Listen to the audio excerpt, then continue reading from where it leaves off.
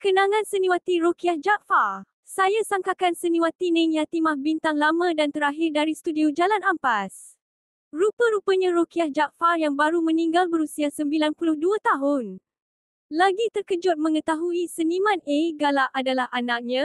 Menurut seorang kawan rapatnya katanya, saya masih ingat lagi ketika saya berusia 5 tahun pada 1950, kesemua bapa saudara dan ibu saudara dari Kota Lama Kiri, Kuala Kangsar berkampung di rumah saya di Kuala Kubu Baru, untuk pergi ke Panggung Lido Kuala Lumpur untuk menonton filem lakonan Rokiah Jaafar dan P. Ramlee, iaitu filem Putus Harapan, yang sebenarnya filem tersebut Rokiah Jaafar sudah berhijrah ke Sweden puluhan tahun dulu dan tiada apa-apa berita dirinya harap mendapat pencerahan dari anaknya A.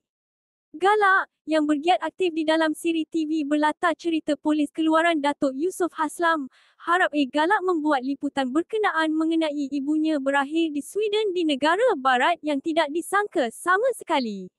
Saya amat minat Rokiah Jaafar ketika zaman kegemilangannya.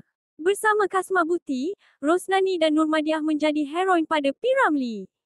Allahyarham merupakan seniwati di studio Jalan Ampas dari tahun 1949 hingga 1967. Rokiah Jaafar atau nama sebenarnya Rokiah binti Ahmad, dilahirkan di Gemas, Negeri Sembilan pada tahun 1928. Pada usia 14 tahun, beliau berkahwin dengan Ahmad dan telah dikurniakan seorang anak lelaki yang dinamakan Zakaria, yang kemudiannya terkenal sebagai A. Galak. Rokiah mula berlakon sebagai tambahan dalam filem Cinta pada tahun 1948. Kemudian memegang watak utama dalam filem Berdosa. Puncak karirnya adalah sebagai heroin dalam filem Antara Senyum dan Tangis, Penghidupan dan Putus Harapan, kedua di samping P. Ramlee.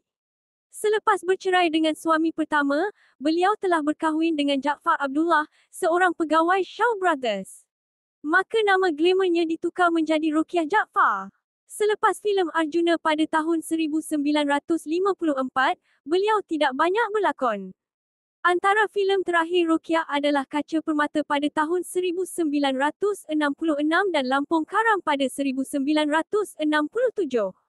Pada tahun 1967, beliau bercerai dengan Jaafar Abdullah dan terus berhijrah ke Sweden untuk bekerja di sebuah hospital. Di sanalah beliau bertemu dengan seorang pemuda Swedish dan telah mendirikan rumah tangga.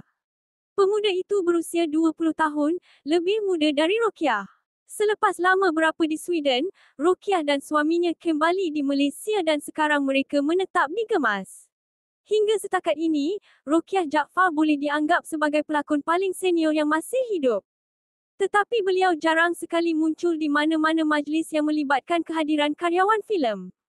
Salam takziah dari kami buat A. Galak sekeluarga. Semoga rohnya dicucuri rahmat dan ditempatkan bersama orang-orang beriman. Al-Fatihah.